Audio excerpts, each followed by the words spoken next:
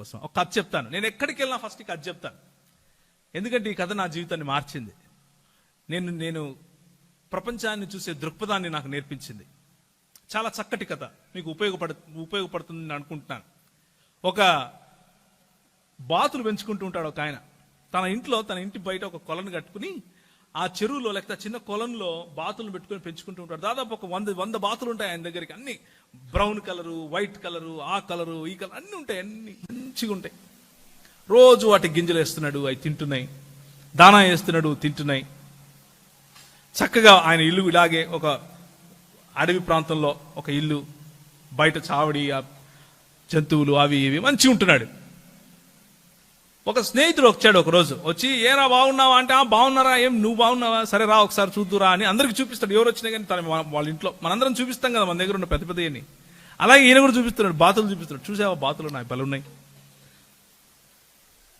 దానికి ముందు రోజు ఈయన దగ్గర ఉన్న ఒక చిన్న అడవి దగ్గరికి వెళ్ళాడు. అడవి దగ్గరికి వెళ్తే ఒక చిన్న పిట్టపడు ఉంది అక్కడ. చిన్న పిట్టపడు ఉంటే దాన్ని చేతికి తీసుకున్నాడు. చేతికి తీసుకుని అయ్యయ్యో ఇది లేదే, ఏమైపోయింది దీనికి అని చూసి దాన్ని కాస్త అలా నిమిరి, సరే నేను దీన్ని నా బాతులతో సహా కలిపి పెంచుకుంటాను అని అనుకుని తీసుకొచ్చేసాడు. బాతులతోనే పెట్టాడు దాన్ని కూడా. అది కూడా బాతులతో పాటు తిరుగుతూ ఉంది. బాతులతో పాటు నీళ్ళలో ఈదుతా ఉంది. అది గింజలు వేసినప్పుడల్లా బాతులతో పాటు తింటా ఉంది. బాతులు ఎలా ఉంటే అచ్చం అలాగే నడుస్తూ ఉంది, అలాగే బతుకుతా ఉంది అది కూడా. ఈ స్నేహితుడు చూసాడు, ఇదేంటి ఇది బాతు కాదే అన్నాడు. ఈయనన్నాడు, ఎవడు చెప్పాడు నీకు అది బాతే అన్నాడు.